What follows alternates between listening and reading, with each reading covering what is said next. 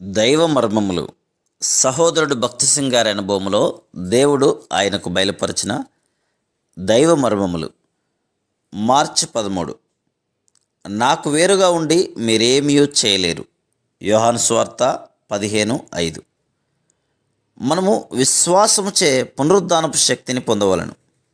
ఆ శక్తి ద్వారానే మనం సమస్తమైన శోధనలను, హద్దుబాటులను జయించగలం. అదే శక్తి ద్వారా యేసుక్రీస్తును గురించిన జ్ఞానము కలిగి ఉందుము. అందువలనే అపోస్తలుడైన పౌలునకు దర్శనములు, స్వప్నములు, సూచక క్రియలందు ఆసక్తి లేకపోయాను. మూడవ ఆకాశమునకు ఎత్తబొట్టుకు సైతం అతడు కోరుకొనలేదు. అయితే క్రీస్తును, ఆయన పునరుద్ధారపు శక్తిని ఎరుగుటకు బలమైన ఆశ కలిగి ఉండెను. ఫిలిప్పీ 3:10.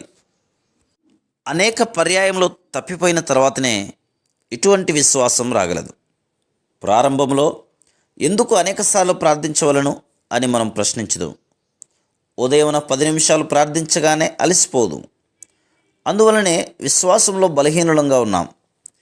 తెలుసో తెలియకయో మనం సొంత శక్తిపై, జ్ఞానంపై ఆధారపడదు. మనుష్య మాత్రులంగా మనము బైబిల్ జ్ఞానము కలిగి ఉన్నను శోధనలను జయించలేని వారంగా ఉన్నాం. దినదినము తలంపుల ద్వారానో, మాటల ద్వారానో, క్రియల ద్వారానో సాతాను అభ్యంతరం తీసుకొని వచ్చును. మనం ఎడతెగక ప్రభువు మీదనే ఆధారపడినట్లు ప్రభువు మన జీవితంలోనికి ఏదో ఒక నిరాశ, బాధాకరమైన పరిస్థితిని పంపును. ఆయనకు వేరుగా ఉండి మనం ఏమీ చేయలేం.